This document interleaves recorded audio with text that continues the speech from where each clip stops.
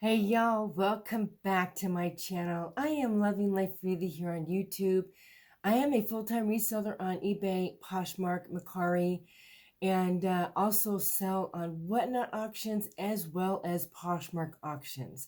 If you're new here, welcome to my channel. I would love to say welcome to my channel and also welcome to the reseller community, especially if you are newer at reselling, whether it's been 6 months, a few weeks, literally just getting started and trying to figure things out. This is our Reseller Weekly Chat, and we've been having some great response on this, great content. So if you're interested to see what we're going to be talking about today, stay tuned. Okay, guys, so I have particulars about what I wanted to talk about today, as well as some things that I've been doing with some research on. And we have a new season coming up, y'all. So I want to talk about that too. And one of the things that I want to talk about today also is one of those things that we dread. Should I say it?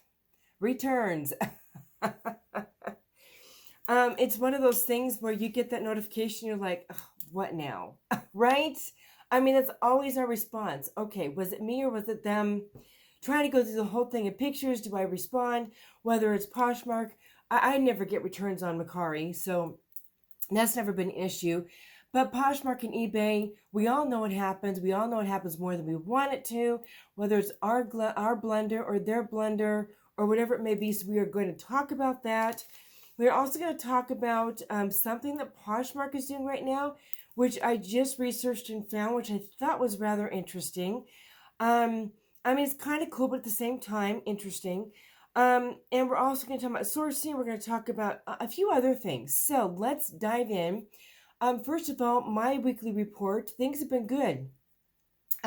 Still listing 10 items a day.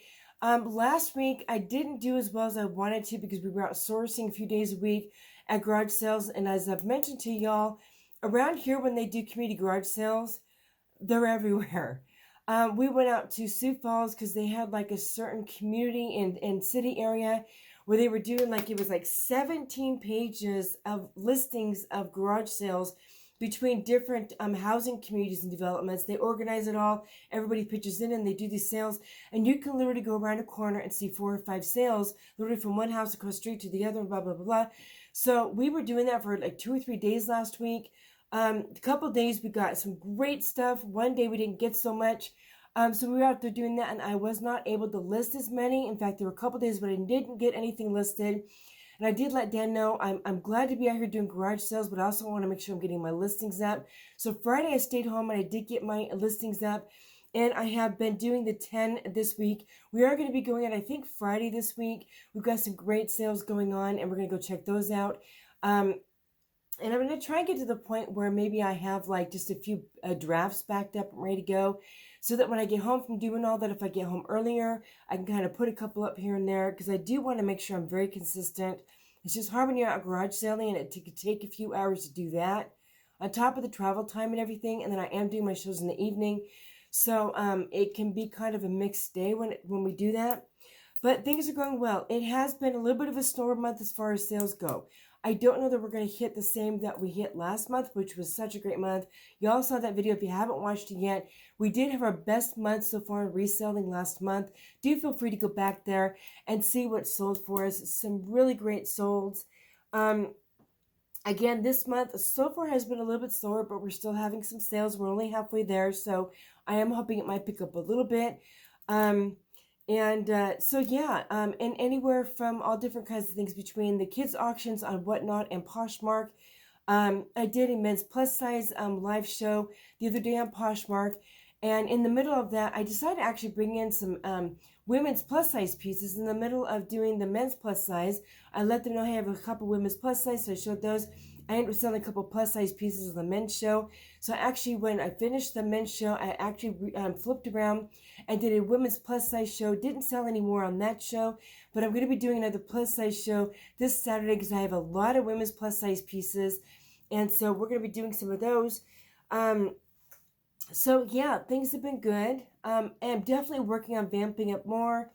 And Dan's working on doing some more hard goods and getting that up and going too.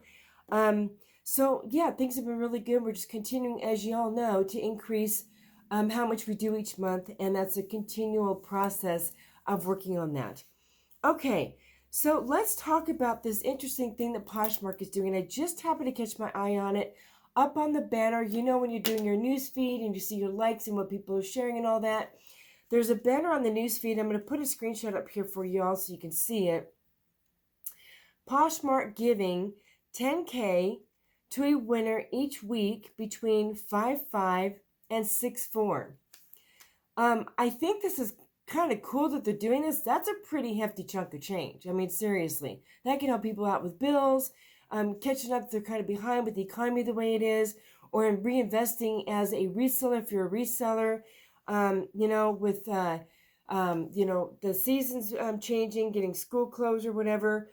There's just a lot of reasons why somebody would benefit from that. But I'm curious, as a reseller, knowing a lot of the change that we would really like to see. Now, I honestly don't know the financials of how Poshmark runs, but I do know as a reseller, there are certain aspects about the Poshmark app that I think some of us would really like them to change, not just on listings, but on lives. There's various different things that need to change, be updated, tweaks and changes that they could do to Poshmark to make it better.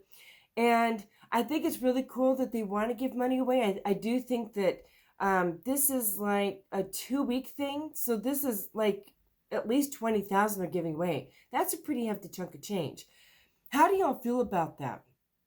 Would you rather them reinvest this back into like really getting the app done the way that it needs to be done? Like as we all know, there are things that need to be done on the app.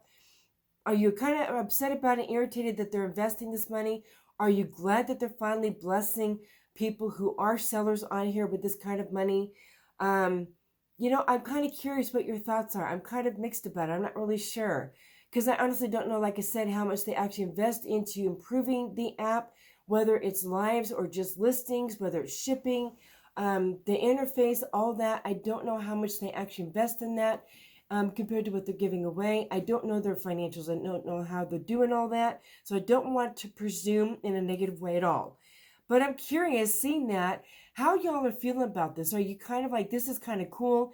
Now, this is only 2 weeks that they're doing this. It's 5/15 to 6/4, so it's roughly about 2.5 weeks. What y'all think about this? Do you think this is really cool that Poshmark is doing this? Or are you kind of irritated and you wish that they would reinvest to make reselling better on the platform? So I'd love to hear your comments down below about this. Y'all can probably see it up in the banner. You know, it's kind of curious myself, so I clicked on it, and like I said, I took a screenshot. I'll put it up here for you again a second time so you can see it. Again, you can see it on the app if you just click on the arrow. So, I mean, yeah, I'm just kind of curious. The purpose in doing this, again, it could be a really huge blessing to somebody, but at the same time, like I said, would you rather them reinvest that, or do you feel like it's about time Poshmark is looking at resellers in this light and trying to bless a couple of people? So tell me in the comments below what you think about that. Are you kind of hoping you win it, or are you kind of like, you know what, instead of winning that, can we improve the apps so we're actually selling more? Like this is a long-term making more money kind of thing? Okay, so tell me in the comments below, please, please, please. Some of you tell me in the comments below what you think of this. I would really, really love to hear your feedback on this. Okay, let's talk about returns. And I bring this up because I made a couple mistakes on Poshmark Lives. Y'all know I'm fairly new to Poshmark Lives. I think I've done like maybe 5 or 6 lives now because I'm doing them 3 times a week, and I just started them at the end of last month. And now I'm doing 3 kids Poshmark Lives during the week, Monday, Wednesday, and Friday. And then I did a Saturday show last week. Like I said, I'm doing another one this week because I do have some adult pieces.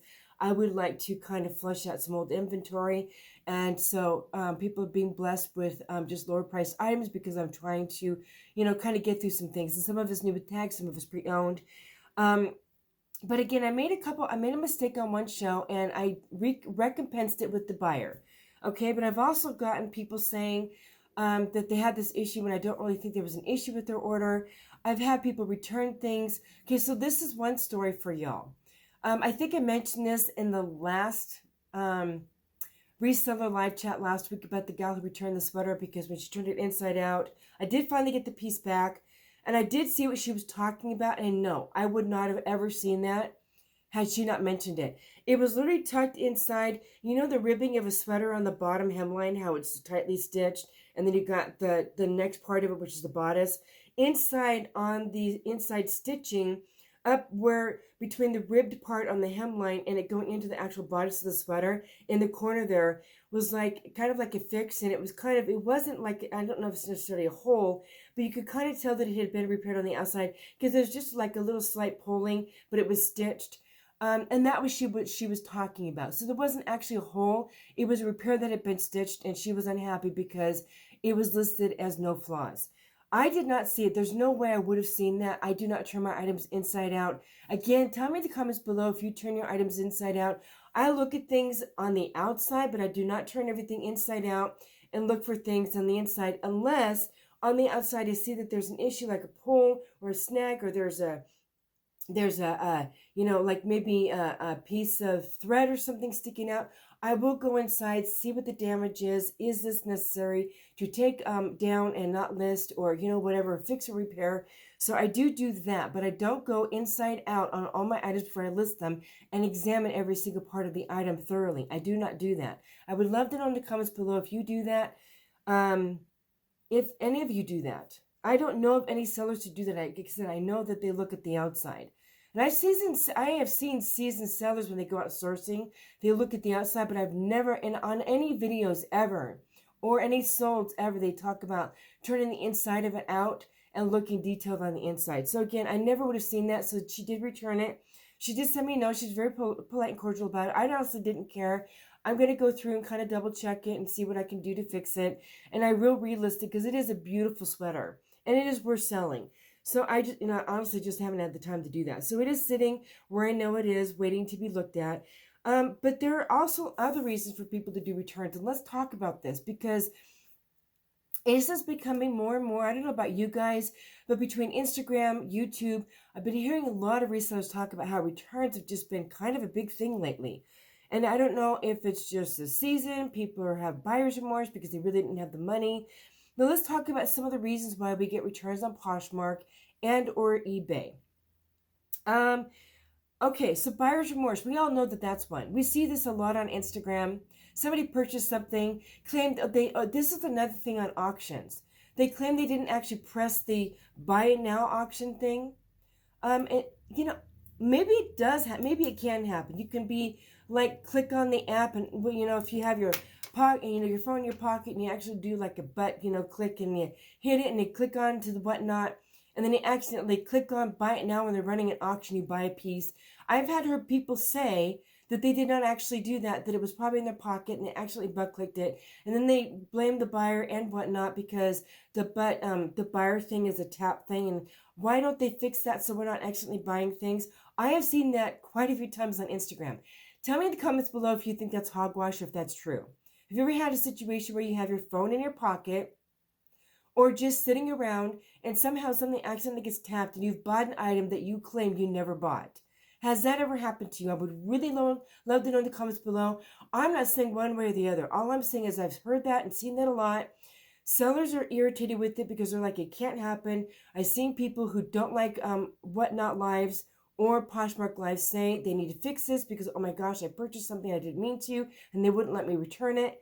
I would love to know in your comments below your thoughts if that can really happen. I don't know. I have heard about it a lot. I do know if you're on the app and you're busy, I have accidentally like pressed something when I'm busy, not on a live, but if I'm busy doing something on my laptop or something, my phone's beside me, and I actually pressed it, it was my pocket. I have done like a screenshot accidentally because I'm pressing the side button, but I've never accidentally made a purchase. I've never accidentally actually pulled up a screen that I didn't mean to. So I'm not sure if that's possible. But I do know that a lot of people have really been irritated that you can't just like slide the button to buy. But I've also heard people say, I've even had this happen when somebody's bought me on Poshmark from me or on eBay. I've had people send me notifications after they bought something that they never purchased this piece. They don't know why it was purchased. It was never purchased. I've actually had some people tell me their kids got a hold of their phone and made a purchase. So can they please cancel this order because they did not purchase, somebody got a hold of their phone. Have you had these situations happen where somebody said they never bought it, that either They don't know how it got purchased, or they say that somebody else got a hold of their phone and made a purchase without their permission. Have you had that happen? I would love to know in the comments below, not just the sliding screen on shows, but saying that they never made the purchase, but somebody else accidentally purchased it or something. Another thing that I've noticed is incorrect description. I actually had a gal return something. Now, I always do measurements in my pictures, okay? And I do it with just a straight ruler. It's not one of those fabric measuring tapes. It's actually a wooden straight ruler. And I spread my piece out. And for me, I may have been in the wrong on this because it was kind of a larger fit than the actual sizing. And I did not note that in the description. Now, this was some time ago. This was before I was a little bit better at how to resell, descriptions, keywords and all that. This was like probably 6-8 months ago, back when I was still kind of newer at it. And I laid something flat. I did my ruler on it. Maybe the piece was kind of scrunched up. I wasn't paying attention. But she was upset because the measurements weren't the same as her measurements. It was off by an inch. She showed a picture of my measurement in the listing, and then she did her own measurement and compared it, and it was an inch off. She said that the measurements were incorrect and it wasn't by description, and so Whatnot approved her return.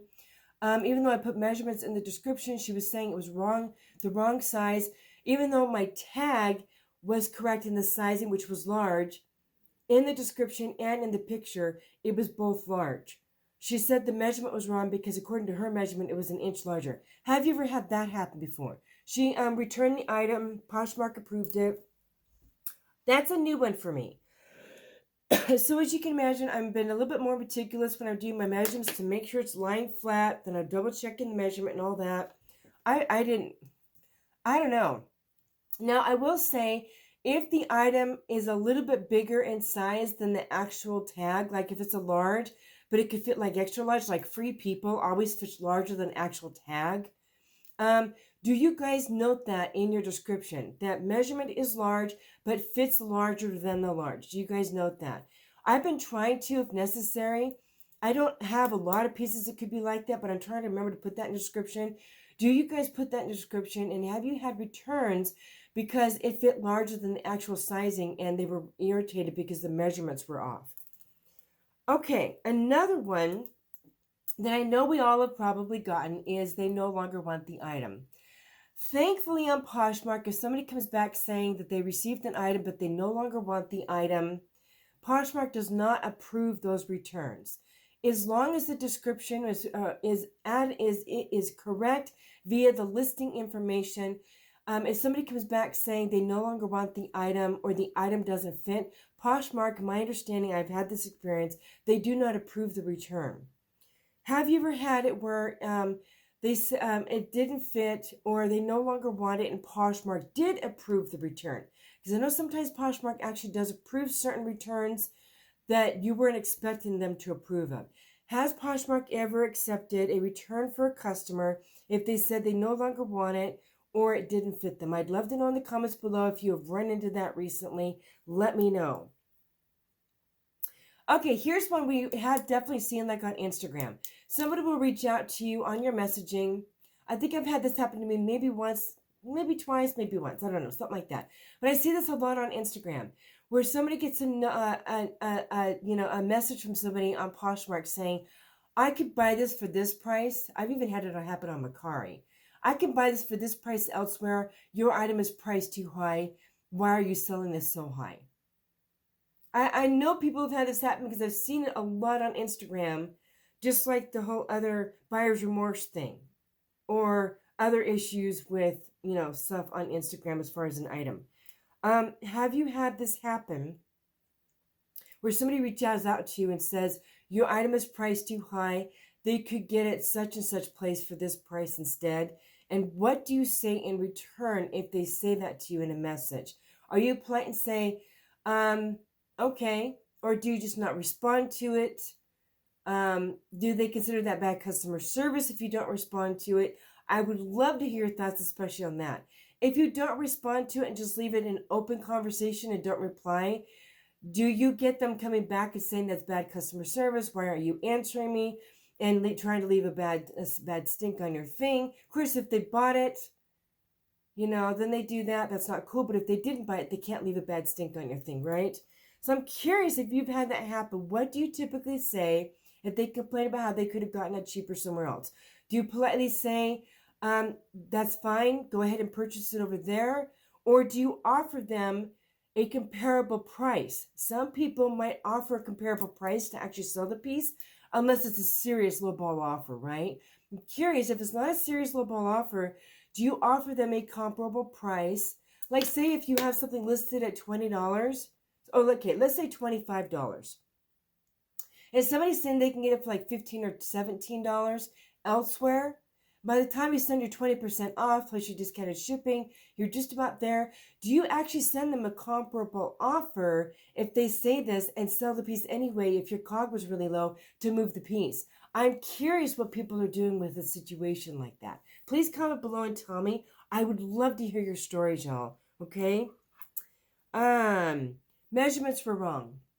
We kind of already talked about that, but let's talk about that a little bit more. I've mentioned this before in a reseller chat, how measurements can be different in jeans on the tag compared to measurements when you're actually selling it if it is a pre-owned piece. And sometimes it's like this with shirts too, because if it's been washed and dried, things do shrink. We know socks shrink, shirts shrink, jeans stretch. So sometimes the item is not the same measurement as it was when it was new, because if the person that was wearing it was a little bit bigger than the piece and stretched the piece out, the measurement would be bigger than what's actually on the tag because it was stretched out due to bigger stomach, bigger thighs, bigger hips, or whatever. Have you had issues with items being returned because the measurement was different and they didn't look? Because even if you note it in the description and say, please note, measurements in pictures are different than the tag in the pictures.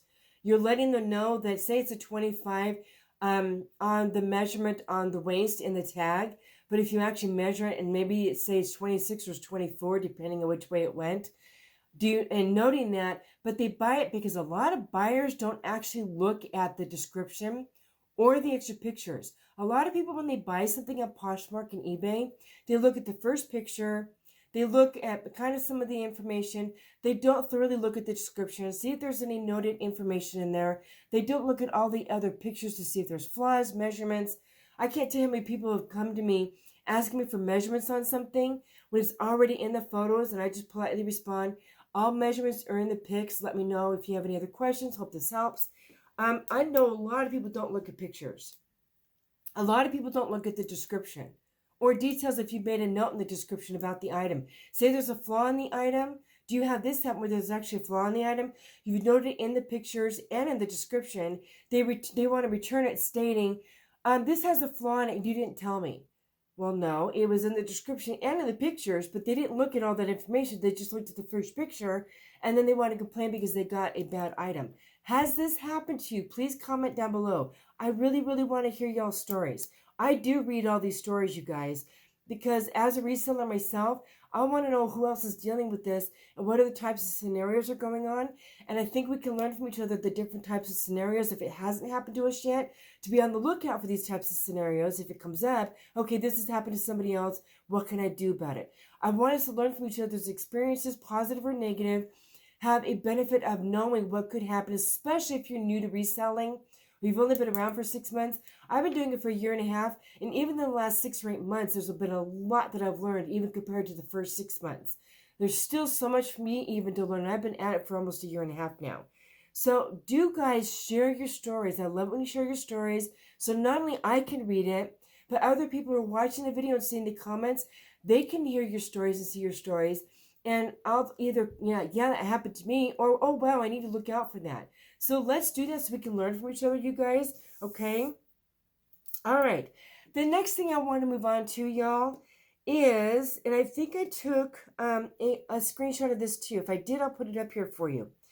I was doing more research on just news about Poshmark, and I found this article, and it talked about what Poshmark actually sells. And I was curious about it, so I clicked on it. And there are other things that Poshmark sells that I kind of knew about, but I haven't really paid attention because it's not my criteria of what I sell in. But I'd forgotten that they sell it, right? So let's go down the line here. What Poshmark sells? Designer clothing, which I kind of knew about, but I didn't know how big it is here on Poshmark. Now, if you sell these criteria, guys, I know a lot of people sell clothing. A lot of people focus mainly on women's clothing on Poshmark. Let's be honest. It's easy to source, it's easy to keep the cog low, and for women, it's an easy thing to do if you don't know men's clothing. And honestly, I'm going to be honest with you. I sell men's clothing. I sometimes find men's clothing is easier to sell than women's clothing because you kind of go down a rabbit trail here for a reason. Many people say they're uncomfortable with selling men's clothing. They're only used to women's clothing. Well, I'm going to give you an encouragement that when you first started reselling, even though you wore women's clothes if you're a female, you still had to learn about selling women's clothes, right? So men's clothes, again, I find sometimes easier to sell because men don't focus quite so much on brand. Some people like Ariat, Cole, places, things like that, they do, those things always sell quickly. We all know Viore, that all sells quickly. What I'm talking about is the basic brands, not the expensive brands, but the basic brands for men. Men are not as particular when they shop. They're looking for quality, they're looking for the price, and they're looking for size. They're not quite so much as women looking for those really nice brands and being particular about whether or not it's Lululemon or, Free People or something like that. They're looking for what fits their body, what works for them, what's working for the criteria that they're looking at, the sizing, making sure it's in good condition. So I actually find it easier to sell men's clothes sometimes, to list men's clothes sometimes than women's clothes. So if you've thought about selling men's clothes on top of women's clothes, I encourage you to buy a few pieces and start getting used to it. Because again, it can be easier actually than women's clothes sometimes. Okay, so designer clothing, vintage clothing. Now this is one thing that I may not ever pursue is vintage clothing because you have to have a really good eye to sell vintage clothing. And when you're in a thrift store, you have to make sure it's vintage. Not everything has a year tag on it. Hard goods is another thing. Some people just have a really good eye for hard goods on eBay and Poshmark for vintage pieces. My husband actually has a pretty good eye for vintage stuff. For me, it scares me. Even vintage pieces, unless it has the actual year on it and I know that this is a vintage piece and I could say vintage in it, I kind of shy away from vintage pieces, and I do well with men's and women's and obviously kids. I haven't delved into vintage, but if you sell vintage and it's like a great niche for you in clothing, comment down below and tell me how you went about learning that. Because if some of us who do maybe want to look more at vintage because it can sell well, what is your criteria and how you find vintage pieces and how you went about learning vintage? I would love to know if you want to share in the comments below how you went about learning vintage and what is the easiest way to learn if something is vintage. Even tags confuse me because even though they're vintage tags, if you don't know, it's not always easy to know necessarily that a tag is vintage, right? Unless you know vintage tags. Accessories. Now, this is one that I have done. Y'all know that I sell jewelry. This is an easy one for me. So jewelry, hair pieces, handbags, what else? Belts, things like that. I've sold all kinds of stuff like that, and it does do well for me. Secondhand. Most of us do sell a lot of secondhand. Some of us focus on new tags during the holidays for gifts and stuff, but a lot of what you see on platforms is secondhand because that's mostly what you're going to find at the thrift stores, and also liquidation is secondhand unless you specifically buy brand new pallet liquidation that is new with tags, which has become more popular, especially with lives now. A lot of people just get liquidation boxes and they just pull and sell it when they can sell it for, they get it for like $1, $1.50, maybe $2 a piece. They turn around and flip it new with tags for anywhere from like $8 and up per piece on platforms. Shoes.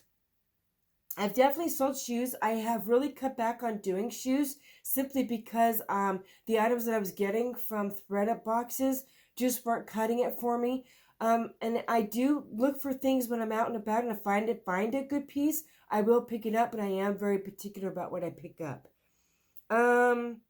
Beauty, Do you sell beauty on Poshmark and eBay? I haven't because I don't want to worry about expiration date, but I would love to know in the comments below if you sell beauty on Poshmark or eBay. And is it really a big issue, or has it done really well for you because of expiration dates and ingredients and things like that? I know some things you just simply can't sell on Poshmark or eBay because there's criteria, especially on eBay. They may say you can't list this. I'm curious, how easy is it for you to sell on eBay and Poshmark if you do beauty, like, skincare, lotions, makeup? I know on Whatnot and on Lives on Poshmark, people do sell beauty and skincare, makeup, things like that. I'm curious, if you do that, how is it going for you? Because some people may be thinking about doing that and they haven't done it yet. If you do, how have you gone about sourcing properly? Do you have to worry about expiration dates? Do you just purchase palettes or purchase items? How do you go about doing that so other people who are interested in doing that can learn from us? So again, I'm sharing all these and having us go through this. So if you currently do, and there's other people who may want to, please feel free to share how you learned how to source and how you learned how to list certain categories like this that a lot of people don't do that in. Pet care. This is one that I totally forgot about that Poshmark does, is pet care. I knew about it from a couple weeks ago because I was doing some research for some things, and I noticed pet care. And I know that there are some things listed for pet care. My question is, do you do pet care, and how is that going for you? Because that is one of those categories when you're reselling that I think people either really like. Now, pet care on eBay, I think because eBay's been around for so long, that may not be as hard of a category to list on or sell on. But if you do pet care on eBay and Poshmark, how easy is it for you, and do you sell the pieces easily and well? And then kids' clothes. I think honestly, kids' clothes is a no-brainer.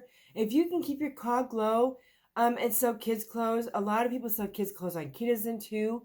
But I think kids' clothes is great. I do want you to note though, that if you sell kids' clothes, you have to keep in mind that not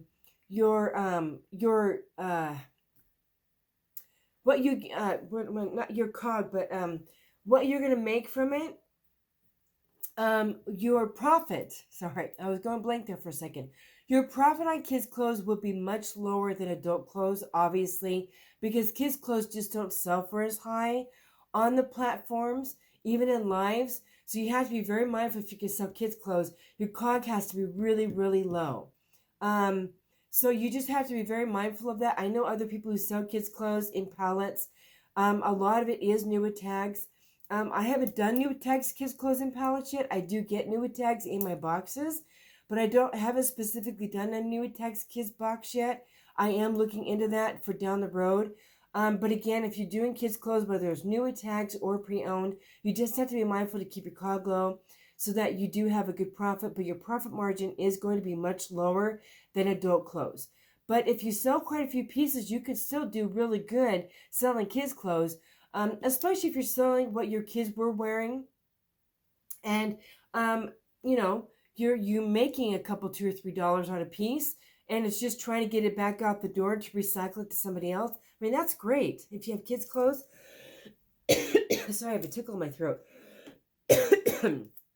And you're just trying to flush the inventory through from what your kids were wearing, that's perfect, right? You just have to make sure you sell it high enough on Poshmark, because most kids' clothes are going to sell under $15 unless it's a really nice brand like Bowden or Lily Pulitzer, or what's another one? Some of those nicer brands. There was another one I was thinking about the other day. It's a really expensive brand. Anyway, you know what I mean. So yeah, most kids pieces will sell for like $10 or less. So you just have to make sure again that you adjust for the $3 for the Poshmark fee under $15 so that you're actually making a profit on the piece. Okay, let's talk about one more thing. Summer slowdown. Let's talk about this too, because I want to talk about sourcing for fall. This is kind of an integrated topic. Do you guys run into slowdown during summer season?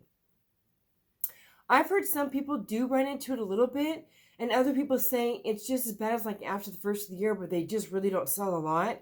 And because we've been having an issue with sales being better, this year because of the economy being crazy. A lot of people have already just been having slow sales for the first of the year anyway. So how many of you are very concerned about summer slowdown? If your sales are still slow, have your sales picked up more since the first of the year, between like maybe January and like March? Have your sales picked up a little bit? And are you worried about the next few months being slow because people are out and about? I'm not sure how much we'll have summer slowdown. The reason why I say this, especially when you're doing lives, I was actually doing a live the other day and someone is actually taking a walk outside and they were on my live looking at pieces with me and almost buying while they were taking a walk outside. So honestly, when you're doing lives, people are doing anything and everything. They're outside walking, so even if you're away from a laptop, you can buy things on your phone. So whether it's an actual listing on eBay and Poshmark or live on Whatnot and Poshmark, people actually do make purchases even during the summertime. You can even be at the park with your kids and be on a live or be on a Poshmark or eBay platform scrolling and buying. So I don't know if really summer is a slowdown aspect. If you couldn't take your phone with you and purchase things through your phone, and you can only purchase on a laptop, then yeah, I could think. But even though people are out and about enjoying life, I still think there's a lot of people scrolling online, purchasing things online on our platforms, on Amazon, all those different places. I still think that people are online purchasing a lot. The question is how much they're going to be purchasing compared to other times of the year. So tell me in the comments below, do you notice slow seasons during summer? And then my question to you now is, are you sourcing, and when do you start sourcing for the fall season? Y'all know that I list everything all year round. I still have Christmas stuff up. My husband and I are actually going through some of our hard goods inventory, figuring out what we're going to keep back there and what we're going to give to a Goodwill store from things that we bought our first year of sourcing that weren't good pieces for hard goods. We're actually in the process of going through and just flushing out old stuff. We're coming across Christmas things, and obviously it's not here yet, but before we know it, after summer, it's going to be the fall season, and people are going to start talking about Christmas, and Christmas is already going to be out, even with Thanksgiving and Halloween, right? So we're going to be keeping our Christmas stuff in our stores for now, because I want to go through the next Christmas season before we think about flushing that stuff out. I want to give it another season. But what I'm talking about is like actual fall pieces like coats, sweaters, zip-up jackets, different things like that, warmer gear, ski gear, things like that. Do you guys source during off-season, find really good prices for them during off-season? Are you able to find prices for them during off-season? You probably can't find it too much in the thrift stores, but sourcing off-season sometimes during liquidation is a great thing. And sometimes if you do find like sweaters in the thrift store, and it could be a great piece to source for the fall, I actually know, not just myself, but I know other people that have already been sourcing for fall. If you're in the thrift store and you find a beautiful sweater and it's a great price, why not pick it up? I've even been sourcing kids' fall pieces, not just spring and summer when we're out at the garage sales. I'm already sourcing kids' fall pieces. I have kids' fall pieces for my boxes set aside for the fall season, and I am slowly kind of integrating some of the lighter fall pieces in my lives. And I actually sold a pair of jeans the other day during a live. I've been selling sweatshirts during my lives. I'm selling jackets during my lives. So don't ever, just because of spring and summer, don't ever steer away from sourcing those fall pieces, because now is actually a good time to get a cog on fall pieces, because when fall is here, sometimes I think they charge more when it's actually the current season, whether it's a box online or in the stores. You might actually be able to get it cheaper now or on discount now and get a better cog for it. So I definitely encourage you guys. And then during the fall season, if you can find spring and summer pieces during the fall and winter season for a great price, pick it up and hold on to it for a couple months and have it ready to go if you can get a better cog. How many of y'all do this? If you do this, if you source all year round for your seasons and then find better prices for the off season and then list it when it's a current season, how many of y'all do that? I'm curious. Or do you just source for the current season and only list for the current season? I'm curious how many of you source for all seasons all year round, or if you just source for current seasons all year round. Okay, so let me know what you do. Guys, I think this has been a great reseller chat this week. I know I really enjoyed doing this. I've been really enjoying doing these chats. I think this was just some really great content, especially with the returns and the returns that people have had. Sourcing, the new seasons coming up, spring and summer, fall and winter, preparing for the changes of seasons. Guys, we only have a month left of spring. It's crazy to think that we only have a month left of spring, especially when most of us just started getting spring weather, like maybe a week ago. But I just want to make note of all of these things since we're kind of getting ready to do a change in season here. And I'm so excited, you guys. If you have not yet subscribed, please do so. As you all know, we have our weekly reseller chat. We do have unboxings. In a couple weeks, I'll be doing our May What Sold video. And I'm going to see if I can try and, somebody mentioned to me they would like to see me do a video on when we're outsourcing at garage sales. I'll see if I can get my gear together to see if I can do some video on when we're actually sourcing pieces out of garage sales. I'll see if I can try and do that this weekend we go out. I've also been putting up a couple little shorts on little, like if we got some great pieces at garage sales. If you haven't watched those shorts yet, I did one this last week. Got some great pieces for kids, you all. I put that in a short. I got some great pieces for adults, and I put that in a short. So if you haven't watched those two shorts yet, do feel free to go check those out. And also just any type of seller content. I will be doing a liquidation video. Somebody was asking me again the other day about it. I have had a few people inquire about liquidation video. I will be doing one. I've been in the process of putting some notes together on how I want to talk about it, factors about liquidation, and I've just been so busy with everything else, but that is coming. So if you want to see videos like that, y'all, please do subscribe. Hit that bell notification so you know when we're live. And if this video was a blessing to you, please do give it a thumbs up, y'all. I am excited about growing my channel. I would like to get it up to 500 followers and eventually 1,000. I love sharing all this with you guys. Hopefully this was a great blessing to you again today. And guys, we'll see you in the next time.